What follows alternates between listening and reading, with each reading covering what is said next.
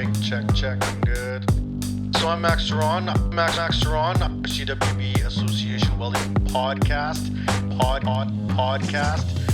Today we have a really cool guest. Welding podcast. The show is about to begin. Hello and welcome to another edition of the CWB Association podcast. My name is Max Ceron, and as always, we're looking for the greatest stories we can find in Canada and around the world. Today, I have a wonderful partner to the CWB Association, somebody that we've worked with well for years now since I've been here, and has been a stay in Canadian Apprenticeship World, which is the Canadian Apprenticeship Forum. We have Stephanie Shrum here, who is part of the employment. She's the employment counselor to director of employment services with Pathway. Okay. What program manager, right? Program manager, is that your title? Program manager, yeah. All right, Stephanie, how are you doing? I'm great. Thank you so much for having me. Well, you've had me on your recording, right, when we were at the last CAF thing. So you know, you worked me in, and I'm just doing you the favor back. Awesome. Well, thank you so much, and I do appreciate you being on my videos as well. Really appreciate that. So before we get too far, a lot of people aren't going to know what CAF is, in the Canadian Apprenticeship Forum. Although, technically, from my opinion, as a past educator, every apprentice should know the infrastructure of what is apprenticeship and how things happen and how things get decided and done.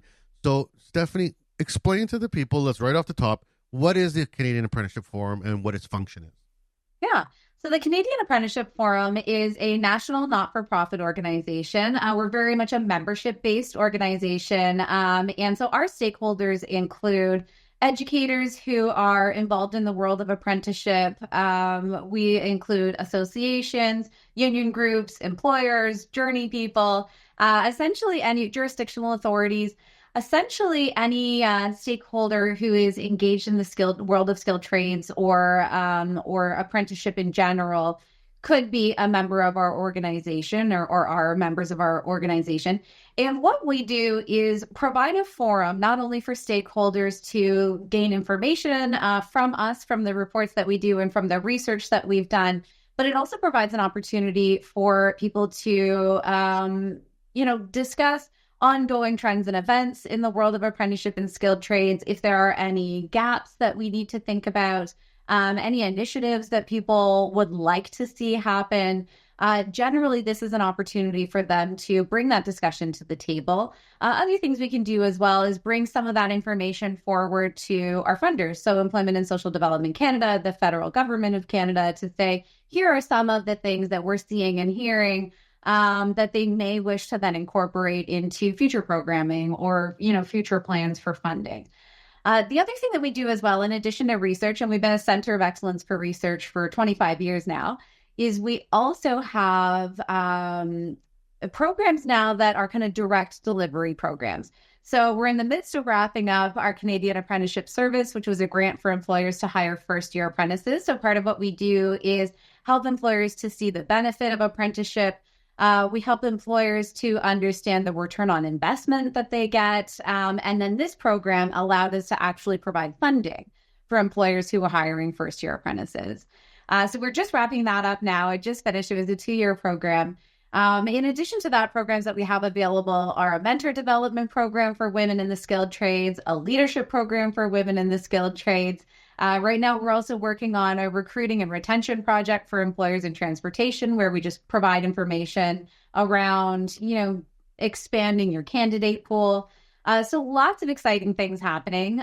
In addition to that, we also have conferences. So we just finished our National Apprenticeship Conference. And next year, we're going to have our Supporting Equity in the Trades Conference that we're very excited about. So that's just a kind of general summary of what we do. We might dig into some of those pieces a little bit further, but I will stop talking now because I feel like that's a long enough summary. That was a lot. You guys do a lot, and for, I guess, if you had to draw out the pipeline, so like, let's talk about an apprentice in Canada, and I'm going to go with welding because I'm a welder. So I just signed up for my program at SAS Polytech here in Regina for a welding program. And they tell me that there's these paths to apprenticeship. And through my course, I'll be able to get hours towards apprenticeship. Now, that apprenticeship all falls under what we consider the Red Seal program, or the RSC, the Red Seal endorsement, which is governed through the CCDA. All right. Right. Am I wrong? I think I'm going on the right track here because I want to be as clear as I can. Right? So each province and territory has their own jurisdictional authority. So in Saskatchewan, it would be the SATCC, which is Saskatchewan Apprenticeship and Training Commission. I don't know what the other C is actually. Yeah. But anyway, SATCC is how I refer to them all the time. And then, yes, you're right. The Red Seal endorsement would fall under the CCDA. So there's kind of different levels of jurisdiction depending on if it's within your province or territory, or if you're talking about the federal Red Seal program. CAF comes in sort of as an advisory group to the Red Seal programs, or do they come in as just a supplementary service of Red Seal? Like, what is the connection between apprenticeship of what the apprenticeship that I get from like in my trade to the apprenticeship that you work with in your work? So we are more of an information kind of dissemination center. So we will provide information regarding how one can enter apprenticeship, what that process looks like. We'll provide information to employers regarding how they can take on an apprentice, any funding that's available to them. But we're not actually part of the credentialing system or part of the like the advisory process for apprenticeship. We're just a little bit adjacent to it. We do certainly work with the jurisdictional authorities to understand what their processes are. And on occasion, we might get asked our opinion on if there are any sort of gaps in the process that might help apprentices or might help employers to have an easier time with the process. But we're not part of the governance of skilled trades. But that's a very important thing to know, because the governance part is pretty cut and dry and sometimes very difficult to get answers. Like, you're not calling up the CCDA. You're not, and the local provincial ones are great. I work with SATCC all the time here. You know, they're a great group of people. They can help lots, but they also rely on other people to help when it comes to finding funding support or to find any type of equity support. That's not necessarily their role, although they are getting more involved with that. Is it? The piece that I think people need to really get away from this episode right off the top is that if you're an apprentice and you have questions or you have any type of unknowns, that CAF could be the person that where maybe some of those answers come from. Yes, we could. So if you're an apprentice and you're wondering what sort of funding might be available out there, if you're wondering how does this process work, we will certainly answer the questions that we can. And if we can't answer them, we have such a network and a body of partners that we can direct you towards the folks that will really be able to dig in. Just for an example, one of our partners that we worked with on actually a couple of different projects is apprenticeships.com, and they have job developers, who kind of work with employers and apprentices to match them. And so if we can't provide an answer, we might ask ApprenticesSearch, to provide an answer to an apprentice. So certainly we would love for folks to get in contact with us if they're looking to understand more about apprenticeship, if they want to understand how it works. We can provide a lot of those answers. And we have a lot of different websites too that hold a ton of information. And what about the employers? What if an employer is listening and saying, okay, I need to figure out this apprenticeship game. I got a weld shop, but I've never apprenticed, and my young employees always ask about hours and stuff. Aside from their local, jurisdictional authority in their province, is there something CAF could help them with too, or no? We can help them to locate information. So if they're looking to understand how many hours are needed, or, what do the levels in this particular trade look like? Is there a certificate of qualification? Is it compulsory? All those sorts of things, we can help them to find those answers. We can also help them to find the regional and municipal funded employment centers that can help them with those answers as well, and can help with incentives and can help with other training options too. So I would say if you're an employer and you have a question, reach out to us. And if we don't have that answer, we'll find the people who do. So who would be I'm kind of bouncing around trying to narrow it in for everybody, but if you had to say, what is your main focus for a target audience? Who's your target audience that you'd say, look, you need to connect with us because we can help? Oh, that's interesting. Well, that's a really interesting question because each program sort of has its own target audience. So, for Hmm. example, mine are generally women and gender diverse individuals in the trade because that's what my current programs, the mentor development program, the leadership program, are about. But we also have a program where we're going to be working in Alberta to attract more youth into apprenticeship, especially youth who are newcomers or who are racialized. Okay. We just wrapped up a program for employers. Our hope is that there will be a second option where we can do it again and provide funding.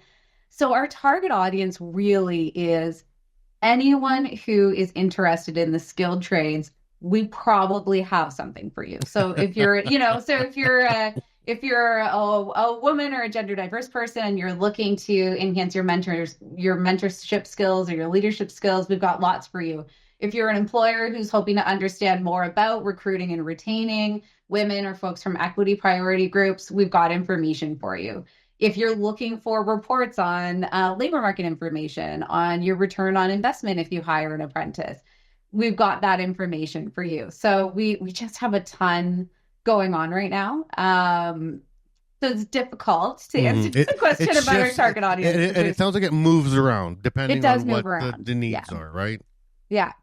Yeah. I Now, mean, we always have the certain things for our members. So we always have the labor market information. We always have census reports. We always have return on investment if you're an employer. So that's pretty standard. But then in terms of some of the other projects that are funded by ESDC, they can kind of have moving targets a little bit. hmm well, I know, like personally, one of the biggest things that I've been able to get out of CAF since I learned about them as an educator at South Poly 12 years ago was that the information, like the reports that come out of CAF and the connections. And now that I work at CWB, so many of the questions that I get from the public, I actually refer back to CAF data because they were, the reports that are released. And so there's like the generic reports that are like, this is the salary surveys and the increases of apprenticeships per province or decreases. I loved when they didn't do it this year, but 2 years ago when it had like the red light, green light, yellow light, like we need these trades. These trades are okay. These trades we have too many by province. I thought that was super helpful, and I think that that's something that should be dropped in front of a student walking into a college, being like, "Hey, this is the report from Canada saying yes, you really, really want to be a submarine mechanic. I get that, but there's no work." So Mhm. something to be aware of. I think that's fantastic information. I think that that's incredibly valuable information, but I don't think it reaches far enough from a personal point of view. I feel like that should be in front of every educator, every school board. Like, this is stuff that I find so useful. Even when I'm doing presentations, I'll refer back to CAF information. And it's just not so, I guess, nationally known. Is there a reason for that, or is there a limit to how far you're trying to get the message out, or is it kind of like you wait for people to come to you? I'm not sure if there's a reason for that. I think part of it is some of our materials are only available to members. Members, right. So folks who aren't members don't have access necessarily to all of our full reports, because part of our value proposition for our members is to have, access to some of this information. We had a teacher's guide for a long time that talked a lot about apprenticeship and what was important there. So I wonder if part of it is just, sometimes as a really small team, you've got a certain reach and then you kind of rely on your external partners to see if they can kind of progress it a little bit further. So that may be part of it. But certainly we want for as many people as possible to hear information about, why apprenticeship is such a great choice and why we highly recommend that students look at that as a viable career option, but also, to your point, understand where the demand is and where they are most likely to gain employment that's meaningful and also long term. Mm-hmm. And it's very unique. I work around the world in different models, different work environments, and different projects. And when I explain what apprenticeship is to other countries, even in the Americas, they're always blown away by like the level of expertise that we require for someone to call themselves a journey person. You know, that we have these expectations of quality and standards within Canada that we value. Now, this is very unique. Doesn't happen in a lot of countries. Most countries rely on their unions to bring in any type of a Red Seal or accreditation program, and the rest is sort of just Wild West, right? For you in CAF, kind of supporting the Red Seal program, but also supporting people, companies, members, all of it, kind of both sides of the fence. You know, what's the biggest value apprenticeship brings to Canada as a nation? Like, why should we hold on to this thing that so many other countries have let go of? Oh my goodness, that's a great question. So in my opinion, and just what I think we've seen throughout the time frame that Canada has embraced apprenticeship in the way that we do, is that having standardized training practices, having a unified approach to what the expectations are, not only in terms of safety, but in terms of skill set, in terms of competencies, allows for not only the apprentice to have a level of confidence in executing their tasks, but also in feeling that they're safe to execute their tasks. And it also allows for employers to hire people knowing that they come with a particular skill set, they come with a particular set of experiences and competencies, and they don't need to question that. They can feel very confident that this person is where they are expecting them or should be able to expect them to be when they're hiring them, depending on the level that that person has gotten to. And it also just ensures that, I think it ensures that there is a consistency when you're hiring. You know, there's a consistency. If I'm a homeowner and I have someone coming in to fix my electrical, I can have a level of confidence that my house is going to be okay, you know, and that they're not going to electrocute themselves or me or burn down the house later, right? And I'm not saying that that's true of other countries. I'm certain that they have safety standards and expectations as well. But I think the apprenticeship process does allow for us to have a level of confidence in what to expect. Yeah, and like you said, you create a baseline of expectation of skill, which I think is very important. On the global market, it's tough to compete with countries that don't have these same expectations of standards and skills, because obviously they can produce things for cheaper. But I think that our expectation of quality is what really establishes us as a tradespersons that are wanted around the world. You know, like I often on the show, I talk about some of my experiences working around the world, and none of that would have happened without my Red Seal. Like none of those opportunities would have opened up if I didn't have the equivalency of skill required, which this little document says I do. You know, this little stamp says I do have that, and here's a number. And if you want to contact the agency and get my test scores, I don't know what the number does, actually. I've never looked into that. But maybe they can find out that, yes, this person did pass, and then they are, you know, meant to be here. Now, for you guys, CAF, a lot of what you're trying to do is connect groups, agencies, people to try to eliminate barriers to apprenticeship and support the apprenticeship numbers within Canada. Now, since we have this national system, that must also help your agency keep eyes on what's needed. What is it that needs to come? Because you do the data, you do the research, you can see down the pipeline like, oh man, we're going to be short on blah, blah, blah. Now, as you try to look at these barriers and think, what can we do to bring them down? How do you do that? Do you go to the government and say, hey, we need way more Indigenous people in Northern Ontario because that's where they live. We need workers. It's a low-hanging fruit, A to B. Let's make this happen, and say, give us money to do a program? Or does it come vice versa from the government saying, hey, we've found this? Like, what's the interaction there?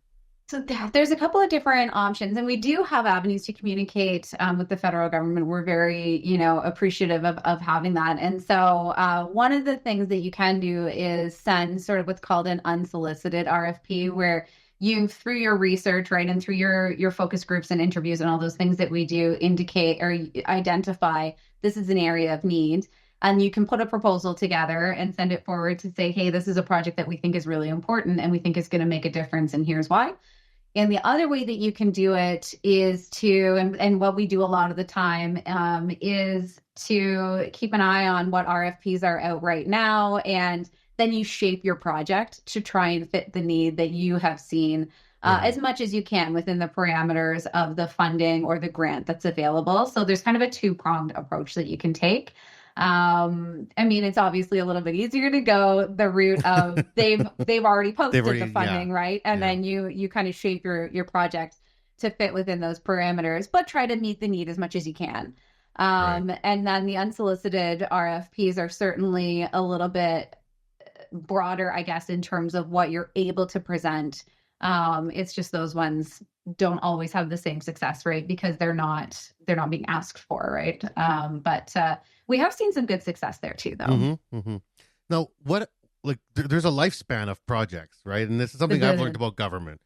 Government loves pilots. If you say you got a pilot, oh, here's all the money for the pilot, and you say, okay, I want to do year 2, they're like, who are you? So it's like it's a tricky game to play working with feds. For yourselves, you have kind of a rotating lineup of programs that are coming through.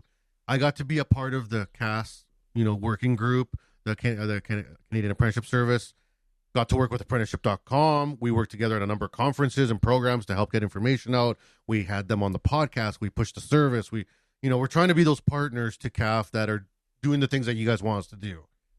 Now, in that lifespan of this project, which is coming to an end now in 2 years, how do you sum that up? How do you say this was a win or this was not a win, or please government, let's go another 2 years, or if something's dead, is it dead and never to return, or can it still keep going, or how does that work? It very much depends, I guess, on what it really depends on, first of all, the success of the project. And I think we would say that, I would say that the Canadian Apprenticeship Service had a great deal of success in incentivizing employers to hire more first-year apprentices, in incentivizing apprentices, or people to go into apprenticeship. We saw a dramatic rise in persons from equity priority groups entering into the apprenticeship, which is fantastic. And that's really what we wanted to see. And that was the intention, or part of the intention of the program. So if you can show that it was a really successful project, there's a stronger likelihood that they might think of bringing it back. But again, it depends on what the priorities and outcomes and goals are of the government at that time and what they're looking to achieve. Our hope is that we'll see a second version of the Canadian Apprenticeship Service with just a couple of modifications that I think would be really helpful for folks. So hopefully we'll see that again. But it very much depends on what the priorities are, what kind of outcomes they're looking for, what kind of direction they're hoping to go with the skilled trades and apprenticeship, and what a focus might be. I think I would assume that we're still going to see money moving towards youth entering apprenticeship. I think that's always going to be important. Yeah. I think, women and other equity priority groups, I think we're going to continue to see funding being put in that direction. Because we still have if you remove the service trades like baking and ECE and hairstylists, it's still 5.8% of folks in apprenticeship are women, right? So it's still it's got some room to grow. I think welding's at 4%, 4.2 or something like that. It's bad. Yeah. It depends. It depends on which trade you're looking at. I don't know which one I was looking at the other day, but it was 2.7, and I thought, okay, that's got some room. So I think that certain areas are going to continue to receive funding. Will it be in the same way that it is right now? Maybe not. It might need to be different projects. So but ultimately in this lifespan of projects, because if I was an outsider and I was saying, I'm looking at the way the government's working with these programs and how they get, filtered out into the population, I would say, well, when something's good, why doesn't it stick? You invented Oreos. I bought the Oreos. The Oreos were delicious. I went back to the store and now there's Goreos. Well, what happened to the Oreos? Well, this is the next round. We tweaked it. And then I buy those and I say, okay, they're different, but they're okay. Then the next year there's Sporeos. It's like, okay, well, are we just going to stick with one? So do any of these programs that come across your table ever have an opportunity to become what I would call maybe a core program, or something that it's just going to be forever because it was good? It's a really interesting question. I don't know that I've been in the federal sphere for long enough to know or to have seen that happen. Because you would Provincially, think that'd be though, more efficient. You'd think it would be more efficient.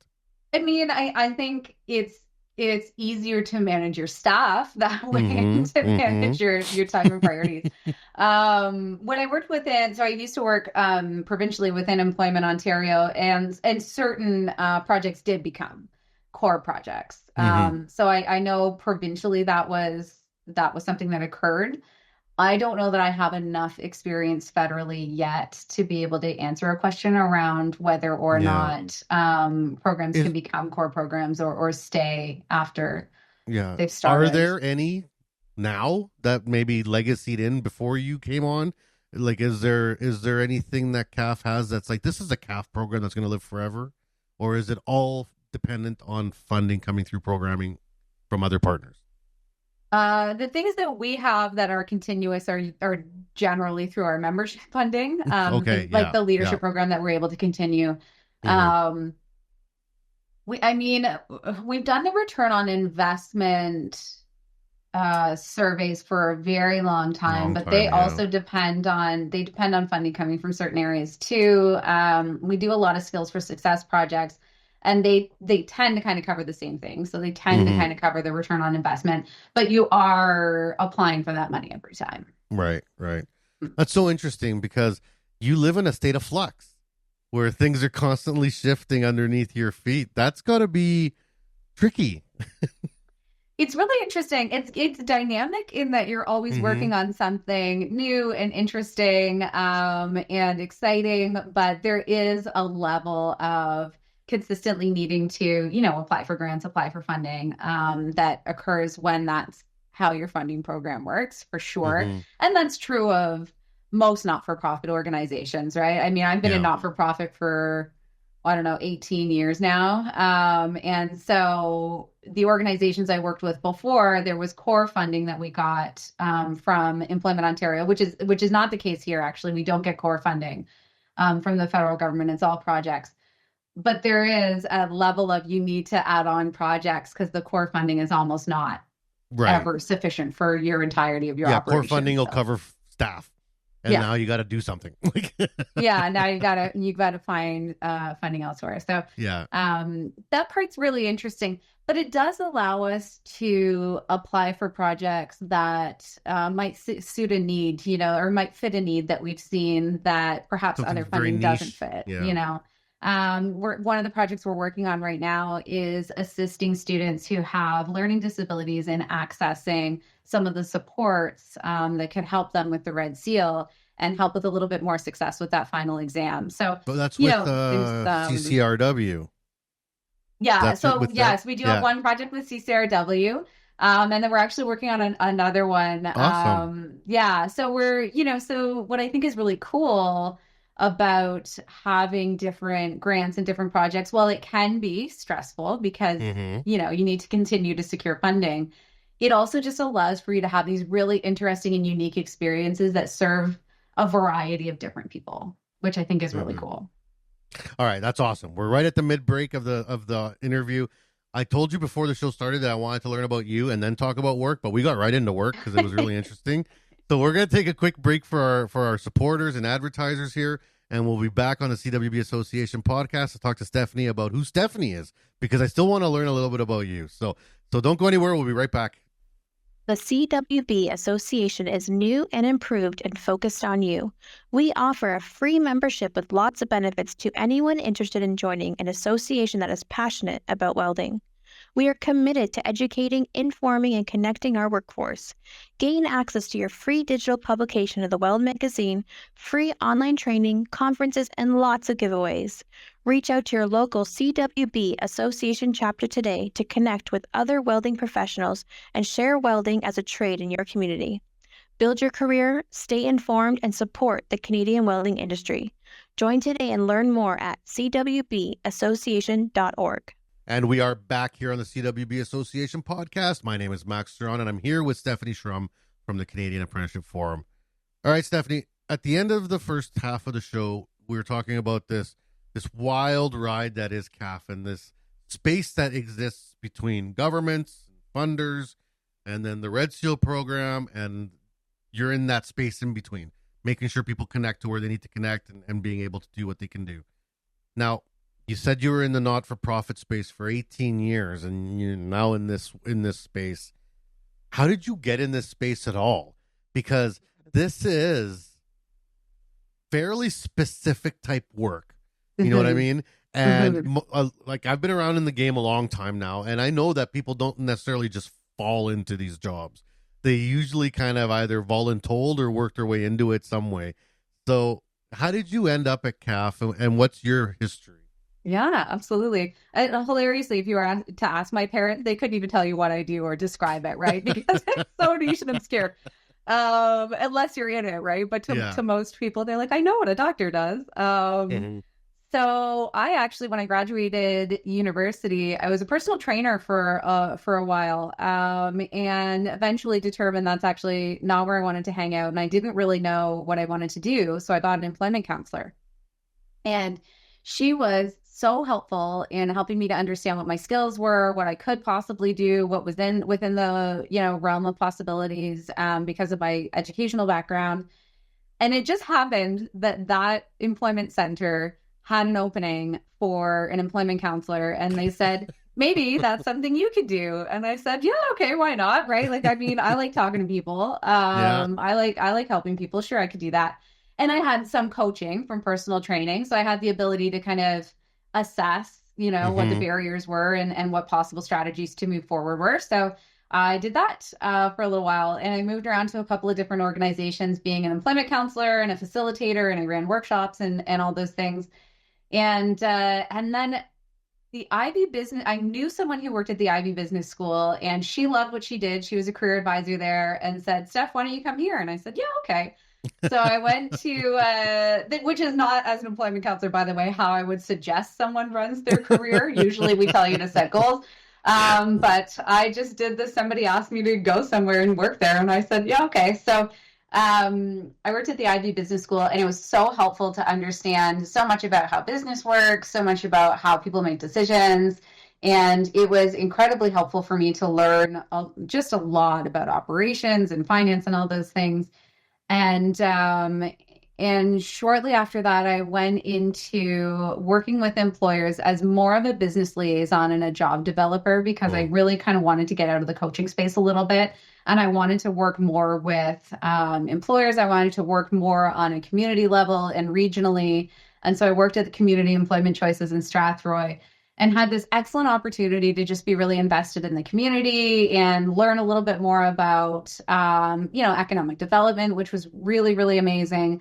And at that time, I actually joined the apprenticeship network in the London economic region. And that's where I started to get a little bit more connected with apprenticeship, and started understanding more about what an amazing career people can have within apprenticeship, and how undervalued it can be sometimes, and some of the stigmas that can surround the skilled trades. And I just thought it was important to work a little bit more in that space. So after that, again, somebody asked me, at an organization at Pathways, if I wanted to come back and be a director. And I said, yeah, I'll come back and be a director. So then I started kind of directing managing employment counselors and job developers, and still stayed very connected to apprenticeship and economic development and community development and all the things I cared about. So when an opportunity became available to work with the Canadian Apprenticeship Forum and take all the skills that I sort of learned through, a variety of experiences, I thought this is the perfect culmination of, managing projects, of being engaged with the apprenticeship community, of using some of the skills that I developed in facilitation and public speaking and those kinds of things. So it, for me, was really felt like, even though my career seemed a lot like me just kind of going, yeah, I'll go there. Yeah.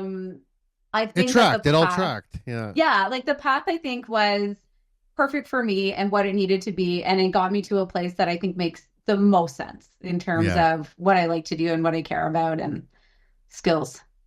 So I love that. I love the path there that, because I have this really weird thing in my life where I don't apply for jobs. Like, I just haven't in a long, long time. People, I just kind of fall into them. And like you said, I don't have a goal, which is like, I don't really necessarily tell people don't do that. Like, but I just like float around and things happen.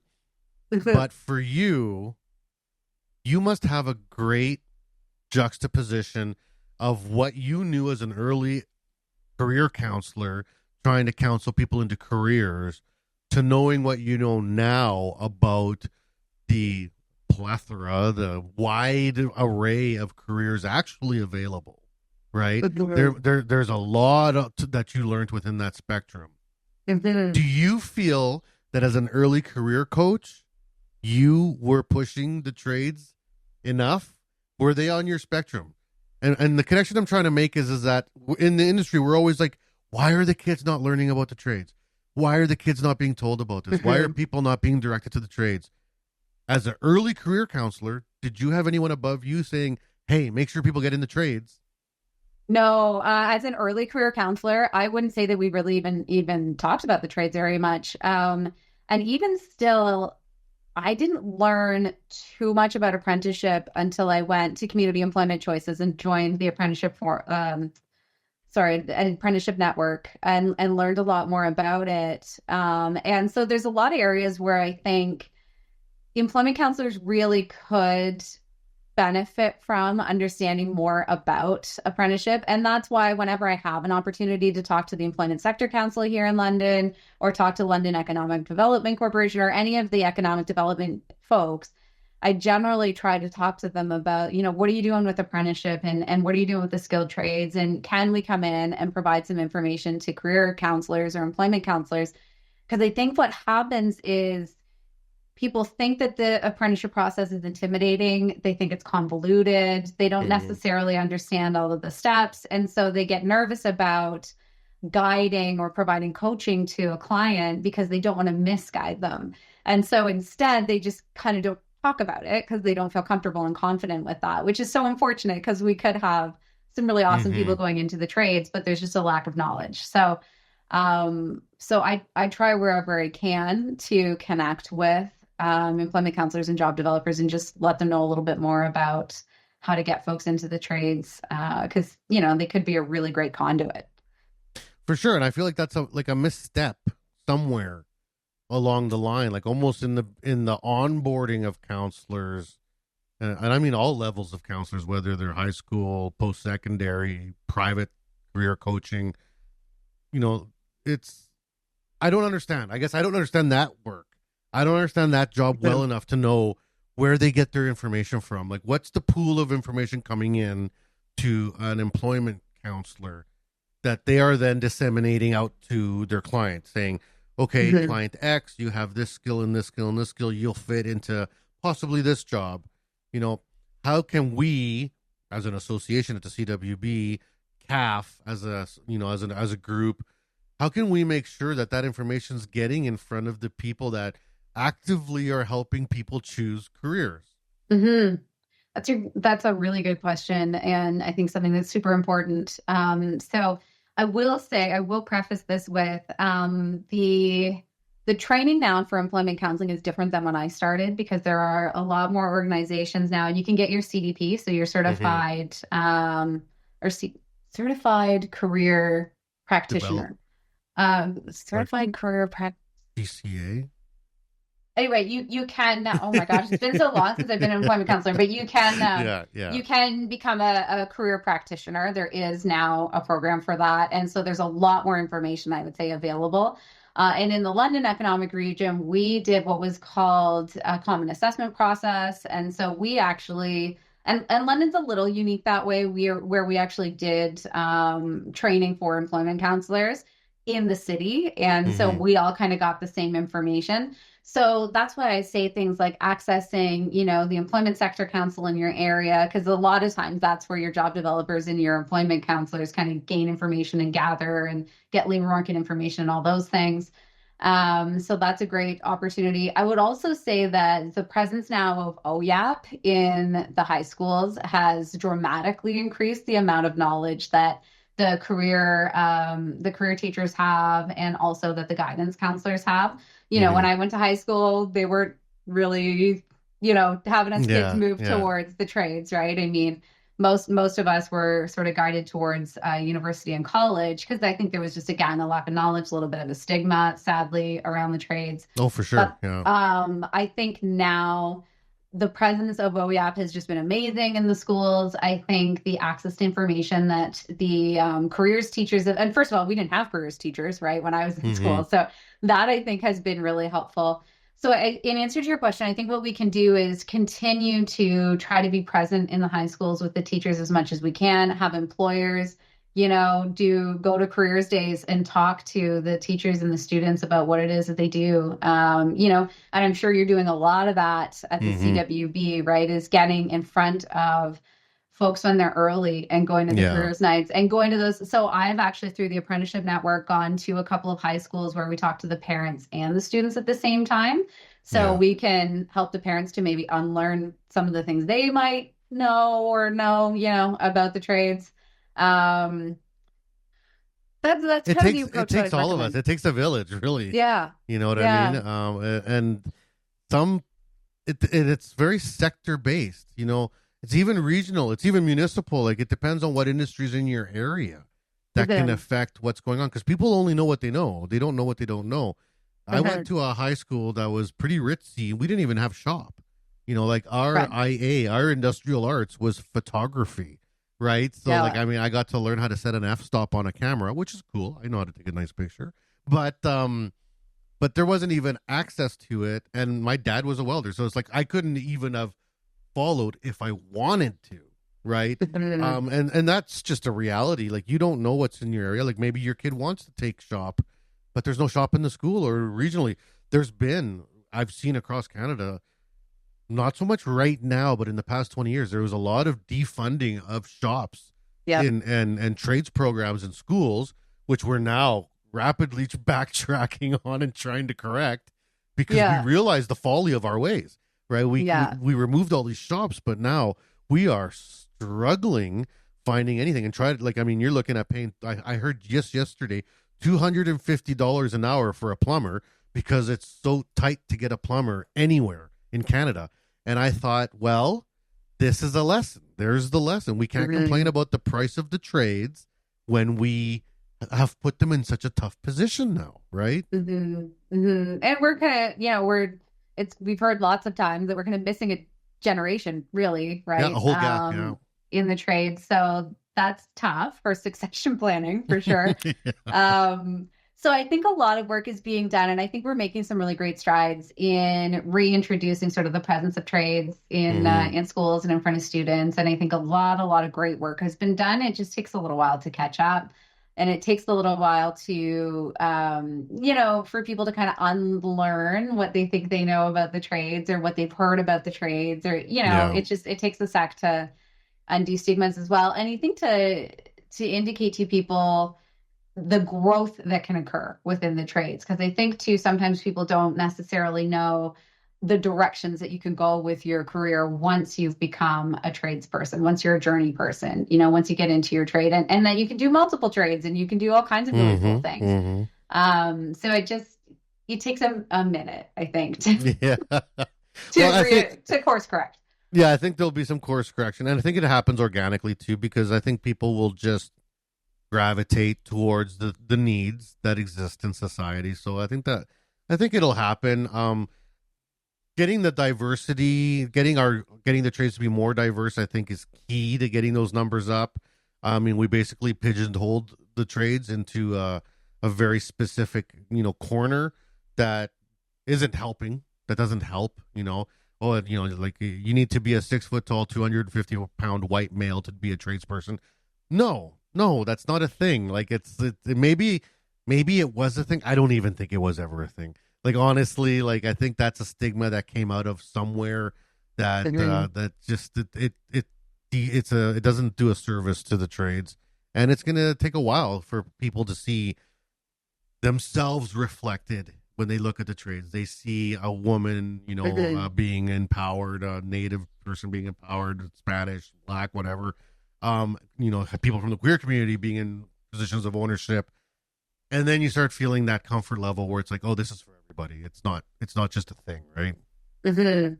And that's a big part of what we're trying to do with our supporting equity in the trades as well. So that conference used to be called Supporting Women in the Trades. And then we determined, no, I think we want to, in addition to support women in the trades, we want to bring forward and empower anyone from an equity priority group. And so that's why our conference is now moving to supporting equity in the trades, which we're really excited about. And I think you're absolutely right. The more that there's a reason it's a saying, if you can see it, you can be it, right? So the more that we promote hiring equity priority folks, the more that we show equity priority folks the options that are available within apprenticeship, it can only do good, right? It can only do a service for the trades. And especially as we see that, retirement is happening at kind of rapid rates, and we're not seeing necessarily backfilling with folks who have in the standard trades for a long time, right? We're seeing a need for it. You do need to have diversity, not only because it helps across the board in terms of diverse ideas and approaches and knowledge, but you also just need it for the numbers, right? Yeah. So, there's spots that need to be filled, period, right? Yeah. Yeah. All right. This one's going to be a tricky question. All right. You're supporting apprenticeship. Canada has an apprenticeship program, but there's a big push by companies, even within Canada, to want to do things for cheaper, faster, quicker. And there's a whole sector of our industry, of all the trades, that operate in a non-apprenticeship status. There's many welding shops that have nothing to do with apprenticeship. They have nothing to do with codes and standards. They're doing non-certified work. And there is that work out there. I mean, not everything needs to be certified. Tables are made, things are made that can be done in a non-apprenticeship, non-certified environment. How do we as a country try to reinforce the need for standards and apprenticeship with the ongoing pressure from other places, industries, to accelerate the growth of non-certified work? I think it's a lot about providing information to not only employers to see what the return on their investment is when they hire apprentices, because there is a real business case for it. There's a real solid business case for your return on investment when you engage with apprenticeship. But I think too, for apprentices, or for people who could be apprentices, showing this is the difference, if you get your Red Seal, for example, this is the difference in income. This is the education you can receive almost for free, right? Or compared to college or university, it's significantly less expensive. And you're earning while you're learning, right? There's a reason I say that, right? So I think it's a lot of providing information. I think it's also working with the folks who maybe aren't as engaged with credentials to showcase, here's the business case for having really high safety standards. Here's the business case for having training competencies that are fairly consistent amongst your trades. Here's what happens if you're paying lower and there's an employer who's willing to take that person on as an apprentice and pay more and also support their education, right? So I believe it's truly a little bit of a lack of maybe information or knowledge on the benefits that come with apprenticeship and the skilled trades, and just having really high safety and training standards in general. So even if they're not going to necessarily participate in apprenticeship, the training standards I still think are incredibly important, for everyone, not only for safety, but also just for quality. Well, and I've seen it around the world. You go to work in countries that don't have the same requirements, and things are just happening. And sometimes you're looking at them and you're like, where's the foreman? Who's in charge here? Like, how is this coming together? And I don't think I think maybe we take for granted as Canadians that how strong our infrastructure is in this country, how lucky we are to have so much resource, and that we have had apprenticeship for forever, like a long, long time. The CWB's been around for 103 years. Like, we have had standards of accreditation forever. So, we maybe take for granted, because of the longevity of our services, that things are just great. Things are just great. But now we saw in this last blip, like we call it the blip of the pandemic, and we lost a whole generation here, that we did take it for granted. And now, not having that reserve of educated tradespersons is tough. Yeah, I know. It takes some time to, and I'm just going to say course correct, because we did we lost a few, well, a couple of decades actually of people who could have gone into the trade. But I know, I can understand where it feels like it would be easier to go the route of cheaper, and to go the route of not having to meet, 4 years of competencies and of, training standards and education, and having your apprentice go to the block training or whatever. So I can see how that would feel like the easier route. But I think when you have an infrastructure that really works and allows for people to feel safe, allows for people to feel confident in the knowledge that they have, allows for people to feel that they're being taken care of, right? And that's a big part. If you give me training, I feel cared for. I feel like you thought about me. I feel like you're not thinking just of your organization, but you're also wanting for me to be successful, and you're wanting for me to be a skilled person. And so I think that if folks start to see that, it might be a little bit of an upfront cost. It might be a little bit more expensive to hire an apprentice than, not an apprentice. But here's the return you're going to get later. Here's what happens when you have staff who feel cared for, and who feel like they're well trained, and who feel like they're getting a really great experience, and who are getting a culture that makes them feel safe and included.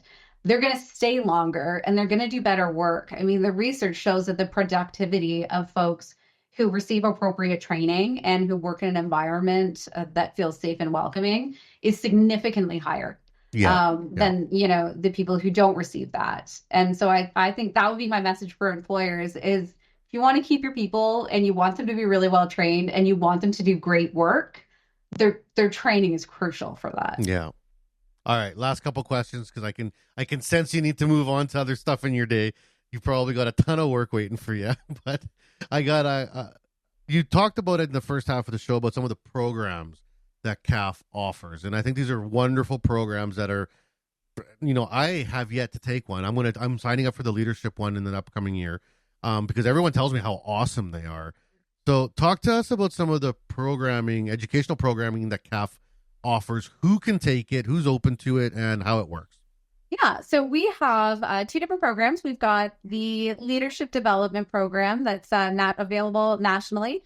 Right now, we do have it open to people who identify as women and gender diverse individuals, because the idea is that we would like to enhance the number of women and gender diverse folks in leadership roles in the trades. And that one is actually funded right now by RBC. So we're really excited to have them sponsoring the program. Prior to that, it was funded solely by CAF. And it is about a 4.5 month program. Sometimes it's 5 months, depending on when the long weekends fall, because I try not to have stuff due on long weekends. But during that time, you go through 5 modules. There are some milestones. So people will do journal entries, they'll do discussion posts, they participate in virtual discussions. We also have, in addition to our subject matter experts who are facilitators, we have coaches as well. And the coaches are folks who identify as women or gender diverse, journey people in the trades. And their role is really just to provide their perspective and their insights to the participants. And then we also have the mentor development program, which is funded by ESDC right now. We're hoping to be able to continue it, but it's funded by ESDC until 2027. And that program is very similar. So it is, again, available to women and gender diverse folks in the trades who are looking to become mentors. And it's 5.5 months. It's got the same kind of discussion posts, journal entries, virtual discussions. And our hope is that folks who come out of that program will then be mentors to other women and gender diverse folks. So either in an informal or a formal capacity. We do have a cohort starting in September for each of the programs. Sadly, those applications just closed, but they'll open again in November for our February cohorts. So we will have those programs opening again in very near future for folks starting in February or our winter semester. And how do people find it? How do people sign up? Where do they go? They sign up on our website. So if you go to the Canadian, so CAF-FCA.org, and then you click on our professional development in the dropdown, you'll have access to both the information on the leadership program as well as the mentor development program, and you apply right through the website. So in November, when it opens again, folks can apply right through the website. In the meantime, though, if anybody is interested in getting on sort of the list for me to let you know when the next cohort opens, you're welcome to email me and I'll put you on the list, and then I email you and say, hey, it's open, please apply. And I did see some changes recently on your website, because in the past it was members only behind the wall information, and just recently there was an addition to I forget what it was called. It wasn't a member status. It was another way to log in, where you got some of the reports, some of the stuff without having to be a paying member, which I thought was great, because I always was like, this stuff is so great. How do I get more of it out there? But I understand that there is a premium, connection between you and your funders. So for the general public, if they're interested about some of the information that comes out of CAF, some of the reports, which I recommend any business owner or anyone, instructor, educational person, to read, because they do give you a great window on the reality of our industry. How do they become involved in the network? How do they get the information? And, is there a way to do it for free, or how much does it cost? Stuff like that. Some of the reports are free and you can get them through the website. We do ask for people just to give us their name and email address, but that's all we get. It's not a very long sign up process. And then that also gives you the opportunity to sign up for our newsletter if you'd like. And the newsletter does give you information on when we have like the public facing webinars and all the other things that we provide publicly. As far as some of the reports that are members only, those are members only. So I can't get them to you for free. But we do have 3 different levels of membership that people can have, and we do try to make it as accessible as possible. So I would encourage folks to check out our member benefits, because not only do you have access to the information, but you also get access to discounts for conferences and things like that, and then additional webinars that we do for members as well. So I would encourage you to check out our membership page and just see if there's a fit for you. But unfortunately, I can't give out member stuff for free. I know it would be cool if we could. You can't just oops, I left them on the park bench downtown. No, all right, last question, and this is part of where I have my most fun with CAF, is the conference. My boss, when I started coming on at CWB, was like, what are the conferences you want to attend? And I said CAF right away. And he's like, well, we already have some people that attend CAF. I'm like, well, that's fine. I still want to go. Because I've always found that the CAF conferences, it's like one of the conferences I really get the most return of the year. And I attend a lot of conferences and big conferences. Like I go to conferences with like 10,000 people. But for some reason, CAF has an environment and a group of people there that are also open to conversation and sharing, that I come out of there almost always with some new partners, with some new projects, ideas, inspired by some of the presentations that come in. The one last year at La Cité with Patricia Holzer from, I think she was from Sweden or Denmark, or I think Denmark, yeah. I'm trying to remember where Patricia's from. Is it Denmark?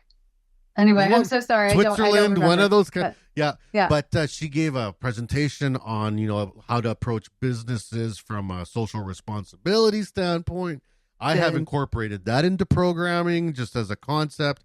And I don't know how you guys pick the people. I know I've applied to speak and I've been turned down. So obviously higher ranking people than me get to be there. But it's a wonderful conference.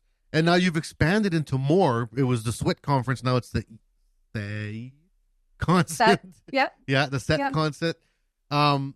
how do you do this? Is this a major part of the CAF year to make sure that the conferences are up to par, because they've been wonderful? Oh, well, thank you. Thank you so much for your kind words. We really appreciate it. Our comms team does, they spend a lot of time on conferences. So a lot of what they do is, figuring out the theme and the speakers and the venue and all the things that go into the experience that we're trying to create for people. A lot of what we try to do, and what you may have noticed at our national conference, is talk a lot about what are some of the issues that apprentices and employers and associations and all the people involved might be facing, and what can we be doing to help kind of move the bar a little bit and to help push our agenda for increasing equity in the trades and just people, I guess, in general, and knowledge of the trades and all those things. And so we do spend a great deal of time on planning our conference and on ensuring that people are going to be able to take something away from it. So I'm so glad to hear that you do take a lot away from it, because and you don't have a big expo focus. floor. Like, you don't have a, there's, I think, 8 to 12, I'd say, present like booths, the tabletops. But what I found is that almost all the tabletops reached out to me afterwards and were like, hey, I chatted with you for a bit, let's follow up. And the connections I've made with Carrie and the CCRW, we've already pulled them into some programming with us, and it's it's like these are the things. And if you're in the not-for-profit sphere, if you're in the job market not-for-profit sphere specifically, these are things you definitely got to come to, because even if you're not trade specific, there is so much information just in terms of best practices that I think are wonderful. And some of the stories we hear from some of the remote communities and the projects they're doing and stuff, these are not only inspiring, but also give you templates for success. That why recreate the wheel? There's people out there doing amazing things. Just shut up and learn. Like, it's amazing, right? Like, ask questions. Yeah. Well, thank you. We really appreciate it. And the other thing that we do try to ensure that space is provided to as many kind of different types of groups as possible, so that they can share practices and we can share information. And then we also really try to incorporate sort of traditions and cultural aspects as well from the area of Canada that we're in, to learn just a little bit more about where we are. So I don't know if you've seen, I'm sure you were there to see the dancers that we had, and the drummers as well, and the singers. And we did that when we were at SWIT last time too, in Winnipeg. So that's something too that's really important for us as well, is to share kind of the culture of the area that we're in and the groups that we're working with, because we think that's important. Absolutely. All right. Well, Stephanie, this has been fantastic. Last question now for you personally. What's next for Stephanie? What's coming down? What's the dream?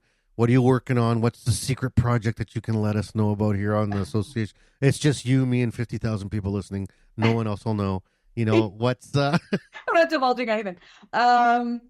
You know what? My big area of focus right now is the mentor development program and the leadership program, and I'm just so excited with some of the interest that it's gained. We also have a trades talent program, which I didn't talk about, but that is for folks to find speakers. So as we're kind of talking about conferences, and I'm sure people are looking for speakers for their fall conferences right now if they don't have them all yet.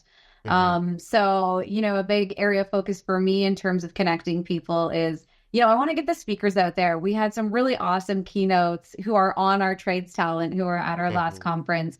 And what I think would be amazing is to see some of the folks on there really get a lot of great opportunities to join conferences, to get out there, to get their voices heard, to share the perspectives of, they're all women and gender diverse folks right now who are on trades talent. So lots of opportunity to kind of share those experiences. So that's what I'm really, really focusing on right now.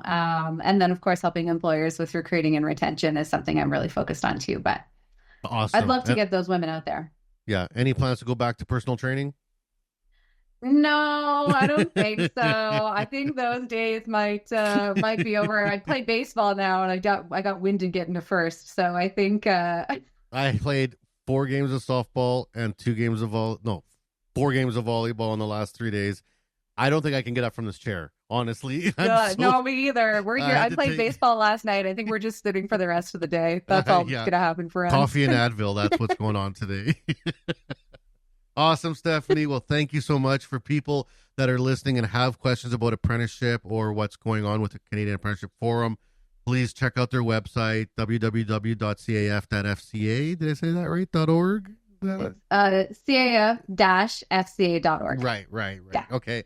Yeah. And we will be posting that up with the links on the podcast here. Great company to work with, great group to work with, great people. And, keep sending me the emails. I'm a part of any committee you want me to be. I always say yes. I love working with your team and everything that you guys do. So thank you. Awesome. Thank you so much. Thank you for having me. And thank you for being such an exceptional partner. We love working with you as well. So I'm sure you'll see emails from us in the future. All right.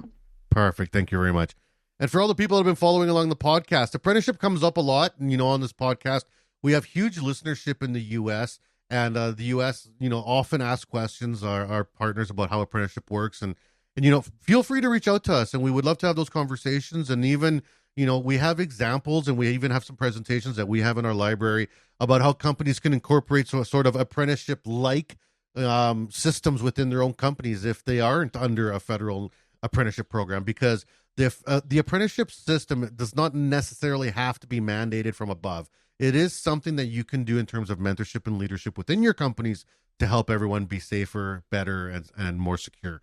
So be a part of us. Join for your free membership. We have that information for you, and we will see you at the next podcast. Take care of yourself. We hope you enjoyed the show.